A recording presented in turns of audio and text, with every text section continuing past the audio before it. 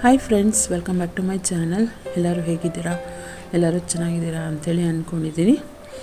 ಹೊಸ ಬ್ಲಾಗ್ನ ಸ್ಟಾರ್ಟ್ ಮಾಡ್ತಾಯಿದ್ದೀನಿ. ವಿಡಿಯೋ ಇಷ್ಟ ಆದರೆ ಪ್ಲೀಸ್ ಲೈಕ್, ಕಮೆಂಟ್, ಶೇರ್ ಮಾಡೋದನ್ನು ಮರಿಬೇಡಿ. ಚಾನಲ್ಗೆ ಹೊಸಬರಾದರೆ ಪ್ಲೀಸ್ ನನ್ನ ಚಾನಲ್ನ ಸಬ್ಸ್ಕ್ರೈಬ್ ಮಾಡ್ಕೊಂಡು ನನಗೆ ಸಪೋರ್ಟ್ ಮಾಡಿ. ಕುಚ್ಚು ವರ್ಕ್ ಕಂಪ್ಲೀಟ್ ಆಗಿತ್ತಲ್ವ, ಸೊ ಅವ್ರ ಮನೆಗೆ ತೊಗೊಂಡು ಕೊಟ್ಬಿಡೋಣ ಅಂಥೇಳಿ ಹೋಗಿದ್ದೆ. ಅಲ್ಲಿ ಗಣೇಶ ಕೂರಿಸೋದಕ್ಕೆಲ್ಲ ರೆಡಿ ಮಾಡ್ಕೊಳ್ತಾಯಿದ್ರು.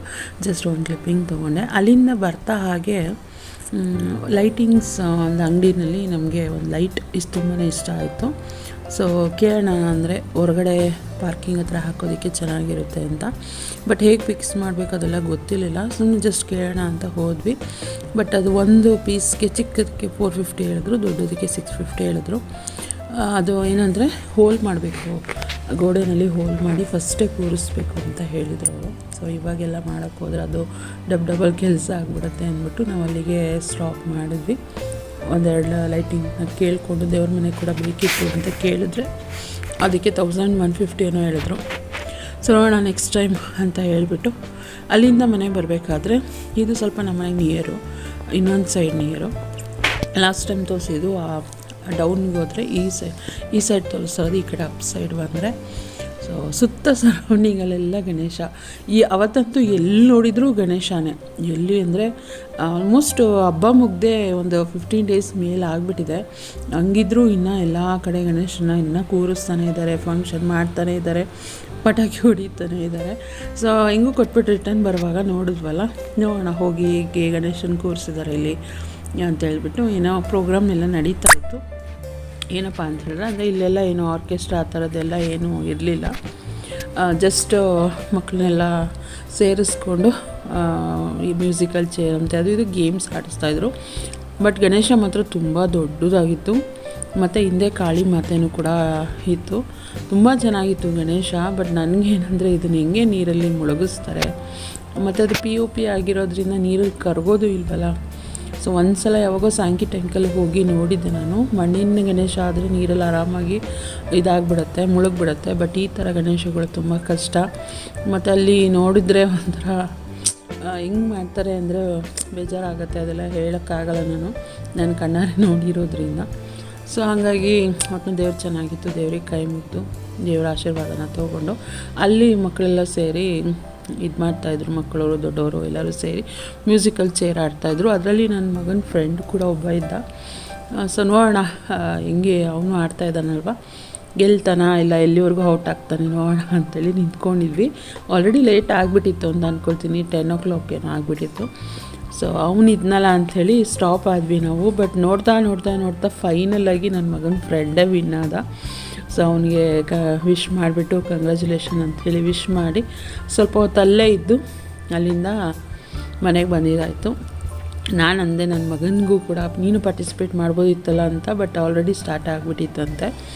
ಅಲ್ಲಿಂದ ಬರ್ತಾ ಹಾಗೆ ರಂಗೋಲಿ ಕಾಂಪಿಟೇಷನ್ ಎಲ್ಲ ಮಾಡಿದ್ರಲ್ಲ. ಸೊ ಡಿಫ್ರೆಂಟಾಗಿ ರಂಗೋಲಿ ಎಲ್ಲ ಬಿಡಿಸಿದ್ರು, ನೋಡ್ಕೊಂಡು ಬಂದೆ ನಾನು. ಬಟ್ ಅದರಲ್ಲಿ ಈ ಒಂದು ರಂಗೋಲಿ ನನಗೆ ತುಂಬ ಅಟ್ರಾಕ್ಟಿವ್ ಆಗಿ ಕಾಣಿಸ್ತು. ಎಲಿಫೆಂಟ್ ರಂಗೋಲಿ ಚೆನ್ನಾಗಿ ಬಿಡಿಸಿದ್ರು ಯಾರೋ. ಬಟ್ ಅದು ಎಷ್ಟರಿಂದ ಎಷ್ಟು ಚುಕ್ಕೆ ಮತ್ತು ಹೇಗೆ ಬಿಡಿಸಿದ್ರು ಅದೆಲ್ಲ ಏನೂ ಗೊತ್ತಾಗ್ತಾಯಿರಲಿಲ್ಲ. ಆಲ್ಮೋಸ್ಟ್ ಸ್ವಲ್ಪ ಹೋಗ್ಬಿಟ್ಟಿತ್ತು ರಂಗೋಲಿ ಕಲರ್ ಹಾಕಿರೋದೆಲ್ಲ. ಸೊ ಹಂಗೆ ಜಸ್ಟ್ ಒಂದು ಕ್ಲಿಪ್ಪಿಂಗ್ನ ತೊಗೊಂಡು ಬಂದೆ. ನನ್ನ ಮಗ ಮಧ್ಯಾಹ್ನನೇ ಹೇಳ್ತಾ ಇದ್ದ, ಮಮ್ಮಿ ಅಲ್ಲಿ ರಂಗೋಲಿ ಕಾಂಪಿಟೇಷನ್ ಇದೆ, ಹೋಗು ನೀನು ಬಿಡಿಸು ಹೆಸರು ಕೊಟ್ಬಿಟ್ಟು ಅಂತೇಳಿ. ಬಟ್ ನನಗಂದರೆ ಅಷ್ಟೊಂದೆಲ್ಲ ಆ ಕಡೆ ಪರಿಚಯ ಇಲ್ವಲ್ಲ. ಸೊ ಹಾಗಾಗಿ ನಾನೇನು ಹೋಗಿರಲಿಲ್ಲ.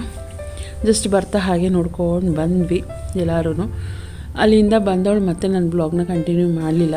ನೆಕ್ಸ್ಟ್ ಡೇ ಮಾರ್ನಿಂಗ್ ಅಂದ್ಕೊಳ್ತೀನಿ ಬ್ಲಾಗ್ನ ಕಂಟಿನ್ಯೂ ಮಾಡ್ತಾ ಇರೋವಂಥದ್ದು. ಇದೇ ಡಿಮಾರ್ಟಿಂದ ನಾನು ತೊಗೊಂಡು ಬಂದಿರೋವಂಥ ಮಗ್. ತುಂಬಾ ಚೆನ್ನಾಗಿದೆ, ನನಗಿಷ್ಟ ಆಯಿತು ಪರ್ಸ್ನಲಾಗಿ. ಸೊ ಹಂಗಾಗಿ ಅದು ಒಂದು ತೊಗೊಂಡು ದೇವ್ರ ಪೂಜೆ ಎಲ್ಲ ಮಾಡಿ ಅವತ್ತಿನ ದಿನ ಸಂಡೇ ಅಂದ್ಕೊಳ್ತೀನಿ. ಗೊತ್ತಿಲ್ಲ ಯಾವತ್ತು ವ್ಲಾಗ್ ಅಂತ ಹೇಳಿಬಿಟ್ಟು, ಮೇ ಬಿ ಸಂಡೇನೇ ಅಂತ ಅಂದ್ಕೊಳ್ತೀನಿ. ಏಕೆಂದರೆ ಅವತ್ತು ನನ್ನ ಮಗ ಮನೇಲಿದ್ದಾನೆ ಅಂದರೆ ಸಂಡೇ. ಅವನು ಓದ್ತಾಯಿದ್ದೀವಿ ಸ್ಟೈಲ್ ನೋಡಿ ವೀಡಿಯೋ ಮಾಡಿಕೊಂಡ್ರೆ ನನ್ನ ಮಗ ಹೇಳೋದು, ಮಮ್ಮಿ ಈ ಥರ ಓದ್ತಾಯಿದ್ದೀನಿ, ಇದನ್ನು ವೀಡಿಯೋ ಮಾಡ್ಕೊಳ್ತಾ ಇದ್ದೀಯ ಅಂತ. ಸುಮ್ಮನೆ ಜಸ್ಟ್ ಒಂದು ಕ್ಲಿಪ್ಪಿಂಗ್ ತೊಗೊಂಡೆ ಅಷ್ಟೇ. ಆಮೇಲೆ ತಿಂಡಿಗೆ ಬಂದುಬಿಟ್ಟು ಅವತ್ತು ಚಪಾತಿ ಮಾಡಿ ಟೊಮೊಟೊ ಗೊಜ್ಜು ಮಾಡಿದ್ದು. ಸೊ ಟೊಮೊಟೊ ಗೊಜ್ಜೆಲ್ಲ ಸಾಂಬಾರಿತ್ತು, ಮೊಳಕೆ ಕಾಳು ಸಾಂಬಾರಿತ್ತು ಅಂಥೇಳಿ ಚಪಾತಿ ಮಾಡಿದ್ದು ನನ್ನ ಮಗನೇ ಮಾಡಿಕೊಟ್ಟಿದ್ದ. ತಿಂದ್ಬಿಟ್ಟು ಅಲ್ಲಿಂದ ನನ್ನ ಫ್ರೆಂಡ್ ಮನೆಗೆ ಹೋಗಿದ್ದೆ. ಅವತ್ತು ಅವ್ರ ಮನೆಯಲ್ಲಿ ಪಕ್ಷ ಮಾಡ್ತಾರೆ ಅಂತ ಹೇಳಿದರು. ಸೊ ಹಾಗಾಗಿ ಫ್ರೆಂಡ್ ಮನೆಗೆ ಹೋಗಿ ಅಲ್ಲೇ ಊಟ ಮಾಡ್ಕೊಂಡು ಬಂದ್ವಿ. ಅದನ್ನೆಲ್ಲ ನಾನೇನು ವೀಡಿಯೋ ಮಾಡ್ಕೊಳ್ಳಿಲ್ಲ. ಮತ್ತು ಸಂಜೆ ಬಟ್ಟೆ ತೊಗೊಂಬರೋಣ ಅಂತ ಹೇಳಿಬಿಟ್ಟು ಹಸ್ಬೆಂಡ್ಗೆ ವಿಶಾಲ್ ಮಾರ್ಟ್ಗೆ ಹೋಗಿದ್ವಿ. ಸೊ ಏನು ನಮ್ಮ ಮನೆಯಲ್ಲಿ ಪಿತೃಪಕ್ಷ ಎಲ್ಲ ಮಾಡ್ತಾರಲ್ಲ ಅದರಲ್ಲಿ ಇಡೋವಂಥ ಬಟ್ಟೆನ ನನ್ನ ಹಸ್ಬೆಂಡಿಗೆ ಕೊಡ್ತಾರೆ. ಸೊ ಹಾಗಾಗಿ ಅವರು ಬಟ್ಟೆ ತೊಗೊಳ್ಳೋಣ ಅಂಥೇಳಿ ವಿಶಾಲ್ ಮಾರ್ಟ್ಗೆ ಹೋಗಿದ್ವಿ. ಅಲ್ಲಿ ಅವ್ರಿಗೆ ಬೇಕಾಗಿರೋವಂಥ ಬಟ್ಟೆ ಎಲ್ಲ ಪರ್ಚೇಸ್ ಮಾಡಿ, ಸೊ ನಾನು ಯಾವ್ದು ತೋರಿಸಿದ್ರು ಅವ್ರು ಒಪ್ಕೊಳ್ತಾನೆ ಇರಲಿಲ್ಲ. ಅದಕ್ಕೆ ನಿಮ್ಗೆ ಇಷ್ಟ ಬಂದಂಗೆ ನೀವು ಸೆಲೆಕ್ಟ್ ಮಾಡ್ಕೊಳ್ಳಿ ಅಂತ ಹೇಳಿಬಿಟ್ಟು ನಾನು ಲೇಡೀಸ್ ಸೆಕ್ಷನ್ ಏನಿದೆ ಅಲ್ಲಿ ಹೋದ್ನ. ಅಲ್ಲಿ ಈ ಥರ ಒಂದು pink colour purse, small purse ನಂಗೆ ತುಂಬಾ ಇಷ್ಟ ಆಯಿತು. ತೊಗೊಂಡು ಅಲ್ಲಿಂದ ಅವರಿಗೆ ಬಟ್ಟೆನ ತೊಗೊಂಡು ನನ್ನ ಮಗ ಅಂತ ಒಂದು 10 ಟಿ ಶರ್ಟ್ ಇಟ್ಕೊಂಡು ಬಂದಿದ್ದ. ಇದರಲ್ಲಿ ಯಾವುದಾದ್ರೂ ಒಂದು ಕೊಡಿಸು ಅಂತೆ. ಸೊ ಅವನಿಗೂ ಒಂದು ಟಿ ಶರ್ಟ್ನ ತೊಗೊಂಡು ಅಲ್ಲಿಂದ ಮನೆಗೆ ಬಂದ್ವಿ. ಸೊ ಇನ್ನೂ ಸೆಲೆಬ್ರೇಷನ್ ಮುಗ್ದಿಲ್ಲ, ಸೆಲೆಬ್ರೇಷನ್ ನಡೀತಾನೆ ಇದೆ, ಪಟಾಕಿ ಹೊಡಿತಾನೆ ಇದ್ದಾರೆ ಅಂತ ಮೊದಲೇ ಹೇಳಿದೆ ನಾನು. ಗಣೇಶ ಹಬ್ಬ ಮೇ ಬಿ ಈ ಮಂತ್ ಫುಲ್ಲು ಇದ್ದೇ ಇರುತ್ತೆ ಅಂತ ಅಂದ್ಕೊಳ್ತೀನಿ. ಎಲ್ಲ ನೋಡಿದ್ರು ಗಣೇಶ, ಮತ್ತು ಈ ಸಲ ಒಂದೊಂದಕ್ಕಿಂತ ಒಂದು ಕಡೆ ಡಿಫ್ರೆಂಟಾಗಿ ವೆರೈಟಿಯಾಗಿ ಗಣೇಶನ ಕೂರಿಸಿದ್ರು.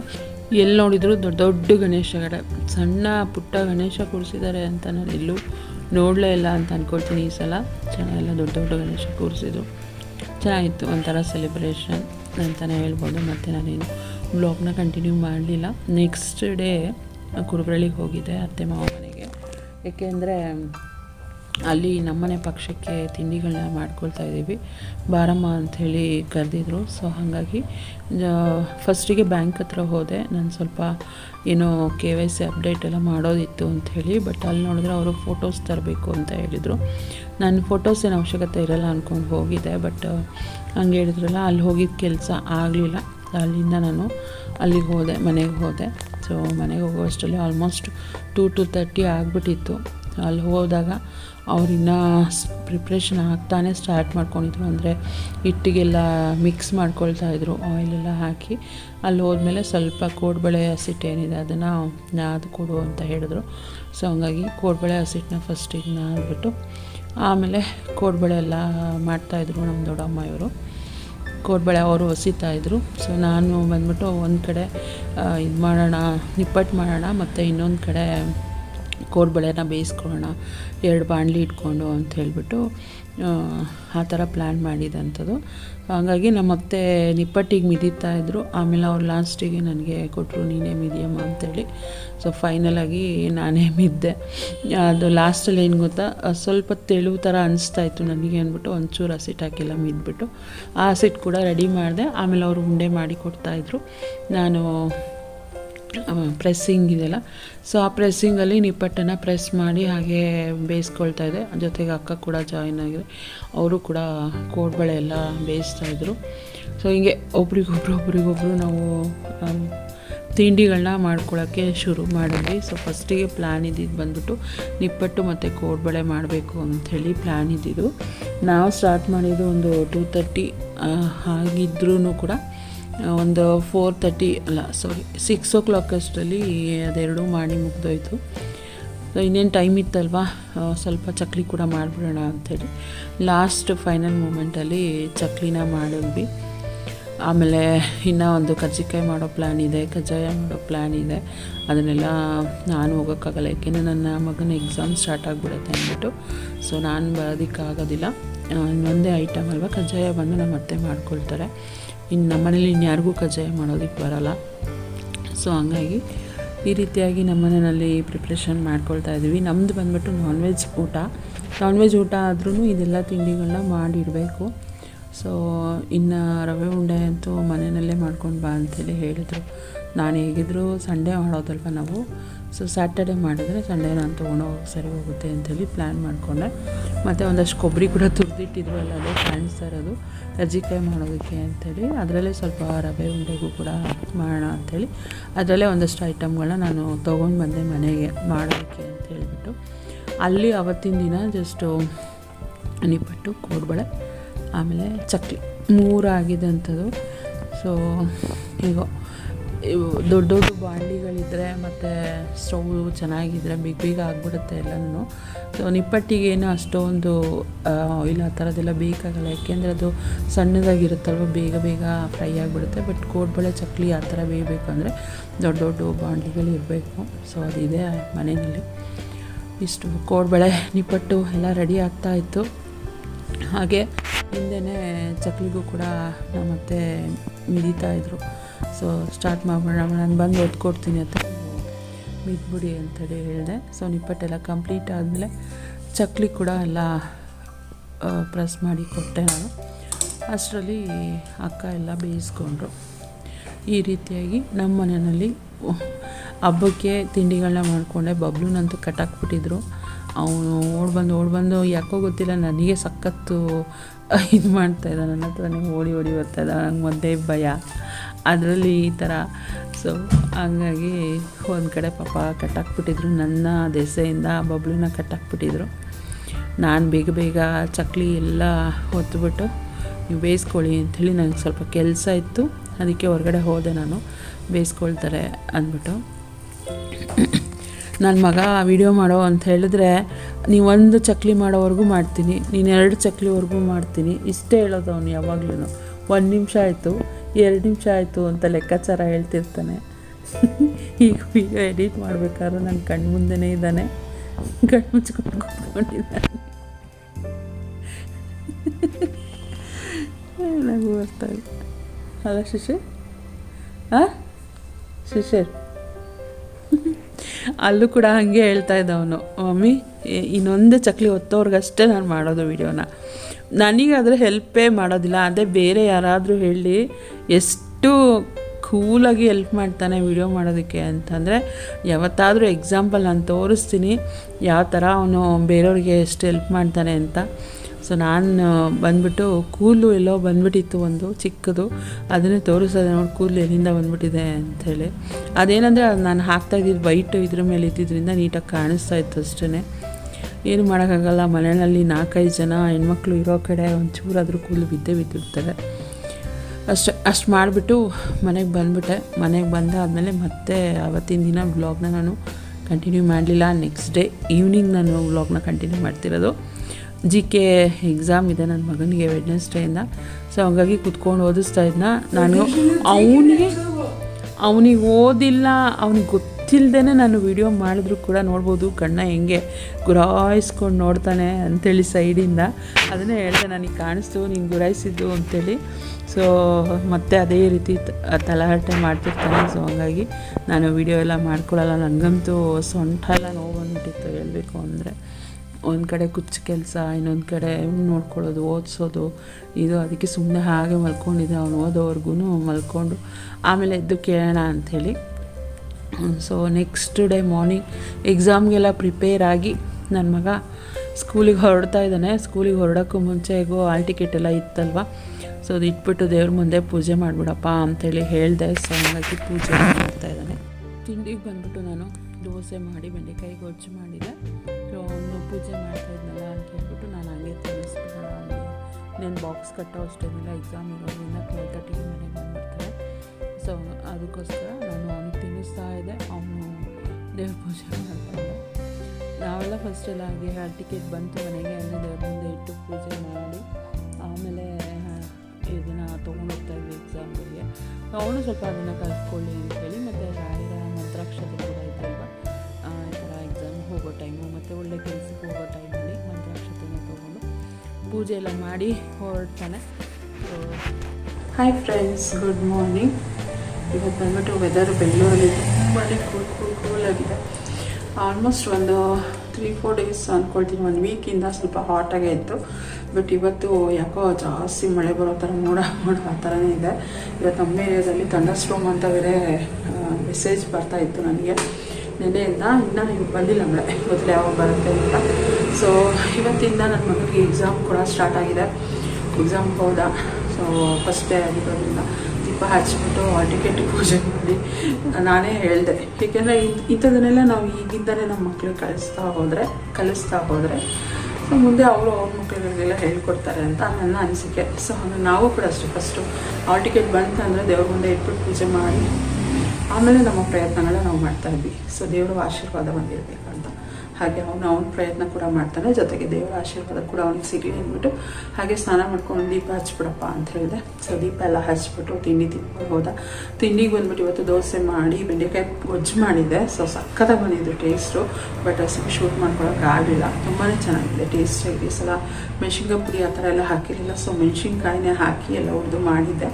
ಚೆನ್ನಾಗಿ ಬಂದಿತ್ತು ರೆಸಿಪಿ, ಬಟ್ ಶೇರ್ ಮಾಡ್ಕೊಳಕ್ಕಾಗಿಲ್ಲ. ನೆಕ್ಸ್ಟ್ ಟೈಮ್ ಯಾವಾಗಾದರೂ ಮಾಡಿದ್ರೆ ಖಂಡಿತ ಶೇರ್ ಮಾಡ್ತೀನಿ ಅಂತ ಅಷ್ಟೇ. ಅವನು ಸ್ಕೂಲ್ಗೆ ಹೋದ, ಹಸ್ಬೆಂಡು ಆಫೀಸಿಗೆ ಹೋದರು.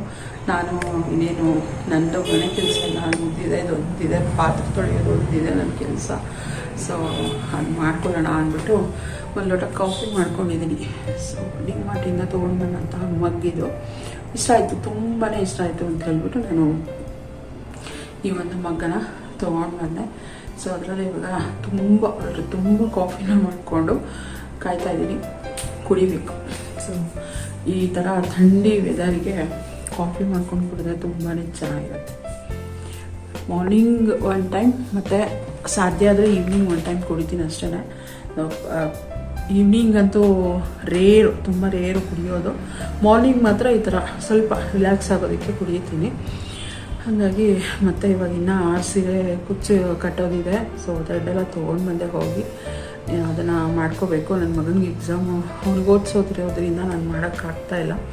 ನಾನು ಈ ಕೆಲಸ ಮಾಡ್ಕೊಂಡು ಕೂತ್ಕೊಂಡ್ರೆ ಅವನಿಗೆ ಕೇಳೋದಕ್ಕೆ ಪ್ರತಿ ಸಲ ಅವನೇನು ಗೊತ್ತಾ, ಒಂದು ಲೆಸನ್ ಓದಿದ್ಮೇಲೆ ನನ್ನ ಹತ್ರ ಬಂದು ಒಪ್ಪಿಸ್ಬೇಕು. ಸೊ ಹಾಗಾಗಿ ಅವನು ಕೇಳು ಕೇಳು ಕೇಳು ಅಂತಾನೆ, ಬಟ್ ನನಗೆ ಅಲ್ಲಿ ರೂಮಲ್ಲಿ ಕೂತ್ಕೊಂಡು ಮಾಡೋದು ಕಷ್ಟ ಆಗುತ್ತೆ.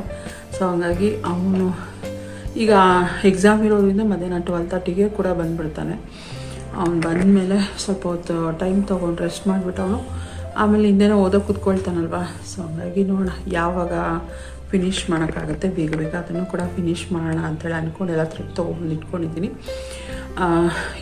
ಸಾಧ್ಯ ಆದರೆ ಡಿಸೈನ್ ಕೂಡ ಶೂಟ್ ಮಾಡ್ಕೊಳ್ಳೋದು, ವೀಡಿಯೋ ಮಾಡ್ಕೊಳ್ಳೋದಕ್ಕೆ ಟ್ರೈ ಮಾಡ್ತೀನಿ ಆಯಿತಾ. ಅರ್ಜೆಂಟ್ ಇಲ್ವೇನೋ ಅಂಥೇಳಿ ಅಷ್ಟೇ.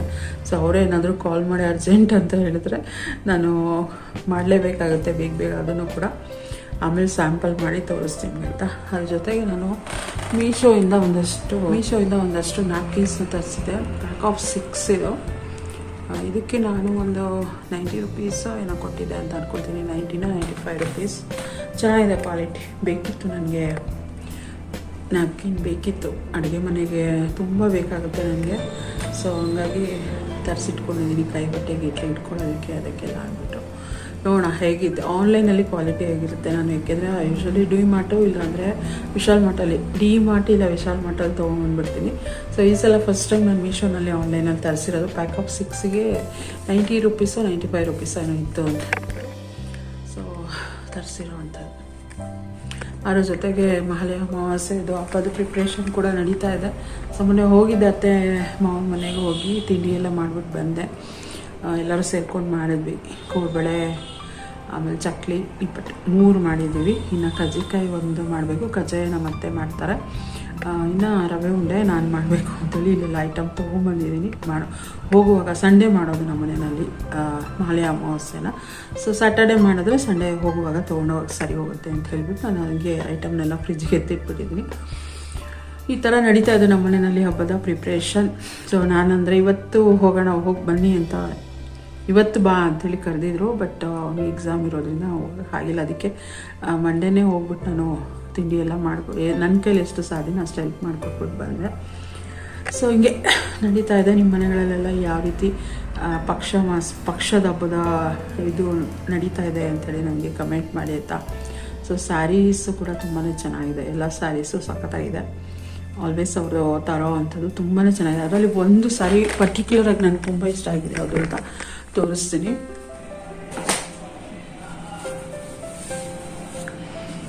ಸೊ ಈ ಒಂದು ಸ್ಯಾರಿ ಪರ್ಟಿಕ್ಯುಲರಾಗಿ ನನಗೆ ತುಂಬಾ ಇಷ್ಟ ಆಯಿತು. ಇದು ಒಂಥರ ಪರ್ಪಲ್ ಕಲರು, ಫುಲ್ಲು ಜರಿ ಇದೆ. ಪರ್ಪಲ್ ಕಲರ್ಗೆ ಒಂಥರ ಸೀ ಗ್ರೀನ್ ಕಾಂಬಿನೇಷನ್. ಬಟ್ ಇದು ಕತ್ಲೆ ಥರ ಇದೆ, ಕಾಣಿಸ್ತಲ್ಲ. ಸ್ಕ್ರೀನ್ ತೆಗಿತೀನಿ. ಸೊ ವೆದರ್ ಕೂಲಾಗಿರೋದ್ರಿಂದ ಕರೆಕ್ಟಾಗಿ ಸೂರ್ಯನ ಬೆಳಕು ಬೀಳ್ತಾ ಇಲ್ಲ. ಸೊ ಓಪನ್ ಮಾಡಿದ್ರೆ ಗೊತ್ತಾಗ್ತಾ ಇದೆ ಅನ್ಸುತ್ತೆ. ಒಂಥರ ಪರ್ಪಲ್ ಕಲರ್ಗೆ ಒಂಥರ sea green combination, full brocade ಇರೋವಂಥ ಸ್ಯಾರಿ. ಈ ಒಂದು ಸ್ಯಾರಿ ಕಾಂಬಿನೇಷನ್ ಇಷ್ಟ ಆಯಿತು ನನಗೆ. ಸೊ ಇದಕ್ಕೆ ಲಾಸ್ಟ್ ಟೈಮ್ ಒಂದು ಆರ್ಚ್ ಮೇಲೆ ಆರ್ಚ್ ಬರೋ ಥರ ಡಿಸೈನನ್ನು ಮಾಡಿದೆ. ಸೊ ಆ ಒಂದು ಡಿಸೈನನ್ನು ಹೇಳಿದ್ದಾರೆ.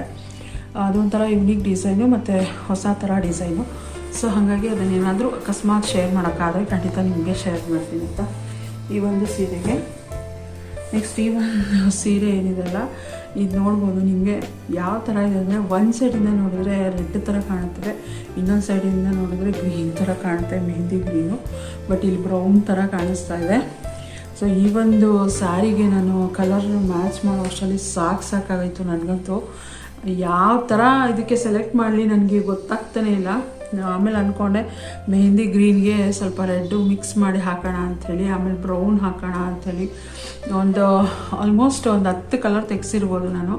ಆಮೇಲೆ ಫೈನಲಿ ಒಂದು ಕಲರ್ ನನಗೆ ಮ್ಯಾಚ್ ಆಯಿತು, ಒಂಥರ ಮೆಹಂದಿ ಗ್ರೀನ್. ಬಟ್ ಇದು ವಿಡಿಯೋದಲ್ಲೇ ಒಂಥರ ಕಾಣಿಸ್ತಾ ಇದೆ ಬ್ರೌನ್ ಥರ, ಬಟ್ ರಿಯಲಾಗಿ ನೋಡೋಕ್ಕೆ ಇದು ಒಂಥರ ಮೆಹಂದಿ ಗ್ರೀನ್ಗೆ ಡಬಲ್ ಶೇಡೆಡು ನೋಡ್ಬೋದು. ಹಿಂಗೆ ನೋಡಿದಾಗ ಮೆಹಂದಿ ಗ್ರೀನ್, ಹಿಂಗೆ ನೋಡಿದಾಗ ರೆಡ್, ಆ ಥರ ಕಾಣಿಸುತ್ತೆ. ಮತ್ತು ಬಾರ್ಡರ್ ಮಾತ್ರ ಪಿಂಕ್ ಇದೆ. ಸೊ ಹಾಗಾಗಿ ನನಗೆ ಕನ್ಫ್ಯೂಷನ್ ಆಯಿತು ಯಾವ ಥರ ಇದು ಮಾಡಲಿ, ಹಾಗಾಗಿ ಕನ್ಫ್ಯೂಷನ್ ಆಯಿತು ಯಾವ ಥರ ಅಂತ. ಇದು ಮಾತ್ರ ಮೆರೂನ್ ಕಲರು. ಸೊ ರೂಪ್ ಸಂಗಮ ತೊಗೊಂಡಿದ್ರು ಅಂತ ಅವರು. ತುಂಬಾ ಚೆನ್ನಾಗಿದೆ ಕಾಂಬಿನೇಷನ್, ಸೆಲ್ಫ್ ಕಾಂಬಿನೇಷನ್ ಇದು. ಬಟ್ ಕ್ವಾಲಿಟಿ ಮಾತ್ರ ತುಂಬಾ ಇಷ್ಟ ಆಯಿತು ನನಗೆ. ಸೊ ನೋಡ್ಬೋದು, ಈ ಒಂದು ಸ್ಯಾರಿ ಕೊಟ್ಟಿದ್ದಾರೆ, ಪ್ಲಸ್ ಇದು ಒಂದು ಸ್ಯಾರಿ. ಇದು ಲಾಸ್ಟ್ ಟೈಮ್ ನಾನು ಒಂಥರ ಪಿಂಕಿಶ್ ಮೆರೂನಿಶ್ ಪಿಂಕ್ ಆ ಥರ ಇರೋ ಒಂದು ಸ್ಯಾರಿಗೆ ಕಟ್ಟಿದೆ. Same sari C green colour ಇದೆ. ಇದಕ್ಕೂ ಕೂಡ ಅದೇ ಥರ ಸೇಮ್ ಬೀಡ್ಸ್ ಹಾಕಿ ಕಟ್ಟೋದಕ್ಕೆ ಹೇಳಿದ್ದಾರೆ. ನೆಕ್ಸ್ಟ್ ಬಂದ್ಬಿಟ್ಟು ಇದು ಒಂಥರ orange, peach orange, pink orange, peach orange ಗೊತ್ತಿಲ್ಲ, ಅದಕ್ಕೂ ಸಿ ಗ್ರೀನ್ ಕಾಂಬಿನೇಷನ್. ಇನ್ನೊಂದು ಪರ್ಪಲ್ಗೆ ಸಿ ಗ್ರೀನ್ ಕಾಂಬಿನೇಷನ್. ಸೊ ಈ ಥರ ಒಟ್ಟು 6 ಸೀರೆ ಕೊಟ್ಟಿದ್ದಾರೆ. ಸೊ 6 ಸ್ಯಾರೀಸ್ ಕೊಟ್ಟಿದ್ದಾರೆ. 6 ಸ್ಯಾರಿ ಕೊಟ್ಟಿದ್ದಾರೆ. 6 ಸೀರೆಗೆ ನಾನು ಕಟ್ಟಬೇಕು. ದಾರ ಸುತ್ತಿ ಇಟ್ಕೊಂಡಿದ್ದೀನಿ ನೆನೆ. ಈಗ ನೋಡ್ತೀನಿ ನನ್ನ ಮಗ ಬರೋವರೆಗೂ ಪಾತ್ರೆ ಒಂದು ವಾಶ್ ಮಾಡೋದಿದೆ. ವಾಶ್ ಮಾಡ್ಬಿಟ್ಟು ಫ್ರೆಶ್ ಅಪ್ ಆಗಿಬಿಟ್ಟು ಸ್ನಾನ ಮಾಡಿಕೊಂಡು ಆಮೇಲೆ ಅಡುಗೆ ಎಲ್ಲ ಮಾಡೋ ಹಾಗಿಲ್ಲ. ಅಡುಗೆ ಮಾಡಿದ್ದೀನಿ ಆಲ್ರೆಡಿ. ನೆನ್ನೆ ಮಾಡಿದ್ದು ಟೊಮೊಟೊ ಸಾರು ಕೂಡ ಇದೆ. ಜೊತೆಗೆ ಇವಾಗ ಬೆಂಡೆಕಾಯಿ ಗೊಜ್ಜು ಮಾಡಿ ದೋಸೆ ಇದ್ರಂತೂ ನಮ್ಮ ಮನೆಯಲ್ಲಿ ಬೆಳಿಗ್ಗೆ ಮಧ್ಯಾಹ್ನ ಸಂಜೆ 3 ಟೈಮು ದೋಸೆನೇ ಹಾಕೊಂಡು ತಿಂತಾರೆ. ರೈಸ್ ಮಾಡಿಟ್ರು ಬೇಡ, ನನಗೆ ಬೇಡ ರೈಸು, ದೋಸೆನೇ ಹಾಕ್ಕೊಳ್ತೀನಿ ಅಂದ್ಬಿಟ್ಟು ದೋಸೆನೇ ಹಾಕ್ಕೊಳ್ತಾರೆ. ಇಲ್ಲ ಈರುಳ್ಳಿ ಕಟ್ ಮಾಡಿ ಮೆಣಸಿನ್ಕಾಯಿ ಹಾಕ್ಕೊಂಡು ದೋಸೆ ಹಾಕ್ಕೊಳ್ತಾರೆ. ಅದು ಬಿಟ್ಟರೆ ಬರೀ ದೋಸೆ ಆದರೂ ಹಾಕ್ಕೊಂಡು ತಿಂತಾರೆ ಹೊರತು ಅನ್ನ ಅಂತೂ ಮುಟ್ಟೋದೇ ಇಲ್ಲ. ಸೊ ಹಾಗಾಗಿ ಸಾಂಬಾರು ಮಾಡೋ ಅಂಥ ತಾಪತ್ರಯ ಇಲ್ಲ ಇವತ್ತು ನನಗೆ. ನೋಡ್ತೀನಿ ಏನಾಗುತ್ತೆ ಇವತ್ತು, ಎಷ್ಟಾಗುತ್ತೆ ಅಷ್ಟು ಫಿನಿಷ್ ಮಾಡ್ತೀನಿ. ಜೊತೆಗೆ ನನ್ನ ಮಗನ ಕೂಡ ಓದಿಸೋದಿರುತ್ತೆ. 12 ಗಂಟೆ ಬಂದ ತಕ್ಷಣ ಸ್ವಲ್ಪ ಸೈನ್ಸ್ ಸ್ವಲ್ಪ ಅವನಿಗೆ ಟಫೆಸ್ಟ್ ಸಬ್ಜೆಕ್ಟು. ಏನಂದರೆ ಅದು ಸ್ವಲ್ಪ ಕನ್ಫ್ಯೂಷನ್ ಆಗ್ತಾನೆ ಜಾಸ್ತಿ. ಸೈನ್ಸಲ್ಲಿ ಕನ್ಫ್ಯೂಷನ್ ಇದೆ ಅವನಿಗೆ. ಮಿಕ್ಕಿದೆಲ್ಲ ಅಷ್ಟೊಂದೇನು ಕನ್ಫ್ಯೂಷನ್ ಮಾಡ್ಕೊಳ್ಳಲ್ಲ ಅವನು. ಬಟ್ ಸೈನ್ಸಲ್ಲಿ ಪರ್ಟಿಕ್ಯುಲರಾಗಿ ಕನ್ಫ್ಯೂಷನ್ ಜಾಸ್ತಿ ಅವನಿಗೆ. ನೋಡ ಹಿಂಗೆ ನನ್ನ ಕೈಲಾದಷ್ಟು ಪ್ರಿಪೇರ್ ಮಾಡೋದಕ್ಕೆ ಟ್ರೈ ಮಾಡ್ತೀನಿ. ಜೊತೆಗೆ ಅವನು ಒಂದಷ್ಟು ನಾಲೆಜ್ನ ಉಪಯೋಗಿಸ್ಕೊಳ್ತಾನೆ ಅಂತ ಅಂದ್ಕೊಂಡಿದ್ದೀನಿ. ಏಕೆಂದರೆ ಇವಾಗ ಲಾಸ್ಟ್ ಟೆಸ್ಟಲ್ಲೂ ಕೂಡ ಸ್ವಲ್ಪ ಟ್ವಿಸ್ಟಾಗಿ ಎಲ್ಲ ಕ್ವಶನ್ಗಳನ್ನ ಕೊಟ್ಟಿದ್ರು. ಬಟ್ ಅವಾಗಿಂದ ಅವನು ಸ್ವಲ್ಪ ಟೆಕ್ಸ್ಟ್ ಬುಕ್ನ ಗ್ಲಾನ್ಸ್ ಮಾಡಿ, ಮುಂಚೆ ಎಲ್ಲ ಟೆಕ್ಸ್ಟ್ ಬುಕ್ಕೇ ಓದ್ತಾ ಇರಲಿಲ್ಲ. ಇವಾಗ ಟೆಕ್ಸ್ಟ್ ಬುಕ್ ಎಲ್ಲ ಗ್ಲಾನ್ಸ್ ಮಾಡಿಬಿಟ್ಟು ಯಾವ ರೀತಿ ಕ್ವಶನ್ ಬರ್ಬೋದು ಅಂಥೇಳಿ ಅವನೇ ಒಂದು ಥಾಟ್ ಪ್ರೊಸೆಸ್ಸಲ್ಲಿ ಅದನ್ನೆಲ್ಲ ಕ್ವಶನ್ ಹಾಕ್ಕೊಳ್ಳೋದು, ಆನ್ಸರ್ ಮಾಡ್ಕೊಳ್ಳೋದು, ಆ ಥರ ಎಲ್ಲ ಮಾಡ್ತಾ ಇದ್ದಾನೆ. ನೋಡೋಣ ಈ ಸಲ ಚೆನ್ನಾಗಿ ಮಾಡ್ತಾನೇನೋ. ಚೆನ್ನಾಗೇ ಮಾಡಿದ್ದಾನೆ, ಇಲ್ಲ ಅಂತ ಇಲ್ಲ. ಬಟ್ ಏನಂದರೆ ಬೇರೆ ಅದಕ್ಕೆಲ್ಲ ಹೋಲಿಸಿದ್ರೆ ಸ್ವಲ್ಪ ಕಮ್ಮಿ ಮಾರ್ಕ್ಸ್ ಬರುತ್ತೆ. ಸೊ ಹಾಗಾಗಿ ಈ ಒಂದು ಸಣ್ಣ ಸಜೆಷನ್ ರೀಸನ್ಸ್ ಅಂತ ಕೊಟ್ಟಿರ್ತಾರಲ್ಲ ಅದರಲ್ಲೇ ಮಾರ್ಕ್ಸ್ ಹೋಗ್ಬಿಡುತ್ತೆ. ಅದರಲ್ಲಿ ಒಂದೊಂದು ಮಾರ್ಕ್ ಅಂತಂದ್ರೂ ಒಂದು 7-8 ಮಾರ್ಕ್ಸ್ ಆ ಥರ ಹೋಗ್ಬಿಡುತ್ತೆ. ಸೊ ಹಾಗಾಗಿ ಆ ಥರದಲ್ಲಿ ಸ್ವಲ್ಪ ಜಾಸ್ತಿ ಅವನು ವರ್ಕೌಟ್ ಮಾಡಬೇಕು. ನೋಡೋಣ ಹೆಂಗೆ ಮಾಡ್ತಾನೆ ಅಂಥೇಳಿ ನೋಡೋಣ. ನನ್ನ ಕಾಫಿ ತಣ್ಣಗಾಯಿತು. ಮತ್ತೆ ಇನ್ನೊಂದ್ಸಲ ಬಿಸಿ ಮಾಡ್ಕೊಂಡು ಕುಡಿಬೇಕು. ನನಗೆ ಇಷ್ಟೆಲ್ಲ ತಣ್ಣಗಾದರೆ ಕುಡಿಯೋದಕ್ಕೆ ಇಷ್ಟ ಆಗಲ್ಲ. ಮತ್ತೆ ಇನ್ನೊಂದ್ಸಲ ಬಿಸಿ ಮಾಡ್ಕೊಂಡು ಕುಡಿತೀನಿ. ಜೊತೆಗೆ ಈ ಒಂದು ಬ್ಲಾಗ್ನ ಕೂಡ ಇಲ್ಲಿಗೆ ಎಂಡ್ ಮಾಡ್ತೀನಿ. ಹಾಗಾಗಿ ಒಂದಷ್ಟು ಸಣ್ಣಪುಟ್ಟ ಕ್ರೀಮ್ಸ್ನ ತೊಗೊಂಡಿದ್ದೆ, ಅದನ್ನೆಲ್ಲ ಹಾಕಿದ್ದೀನಿ. ನೋಡಿ ನಿಮ್ಗೆ ಇಷ್ಟ ಆಗಿದೆ ಅಂತ ಅಂದ್ಕೊಂಡಿದ್ದೀನಿ. ಸೊ ಇನ್ನು 1 ವೀಕ್ ನಾನು ಎಕ್ಸಾಮ್ ಬ್ಯುಸಿನಲ್ಲೇ ಇರ್ತೀನಿ. ಸ್ವಲ್ಪ ವಿಡಿಯೋ ಮಾಡೋದು ಸ್ವಲ್ಪ ಕಷ್ಟನೇ ಆಗುತ್ತೆ. ನೋಡೋಣ ಆದಷ್ಟು ಎಷ್ಟೆಷ್ಟೆಲ್ಲ ಶೇರ್ ಮಾಡೋಕ್ಕಾಗುತ್ತೆ ಅಷ್ಟನ್ನು ಶೇರ್ ಮಾಡ್ಕೊಳ್ತೀನಿ. ಸೊ ಈ ವಿಡಿಯೋ ಇಷ್ಟ ಆಗಿದ್ರೆ ಪ್ಲೀಸ್ ಲೈಕ್ ಕಮೆಂಟ್ ಶೇರ್ ಮಾಡೋದನ್ನು ಮರಿಬೇಡಿ. ಚಾನಲ್ಗೆ ಹೊಸಬ್ರಾದರೂ ಇನ್ನೂ ಕೂಡ ನನ್ನ ಚಾನಲ್ನ ಸಬ್ಸ್ಕ್ರೈಬ್ ಮಾಡ್ಕೊಳ್ದೆ ನೋಡ್ತಾ ಇದ್ದರೆ ಪ್ಲೀಸ್ ನನ್ನ ಚಾನಲ್ನ ಸಬ್ಸ್ಕ್ರೈಬ್ ಮಾಡ್ಕೊಂಡು ಆದಷ್ಟು ಬೇಗ 3K ಕಂಪ್ಲೀಟ್ ಆಗೋದಕ್ಕೆ ಹೆಲ್ಪ್ ಮಾಡಿ ಅಂತೇಳಿ ಕೇಳ್ಕೊಂಡು ಸಿಗ್ತೀನಿ ನೆಕ್ಸ್ಟ್ ವಿಡಿಯೋದಲ್ಲಿ. ಅಲ್ಲಿವರೆಗೂ ಥ್ಯಾಂಕ್ಸ್ ಫಾರ್ ವಾಚಿಂಗ್.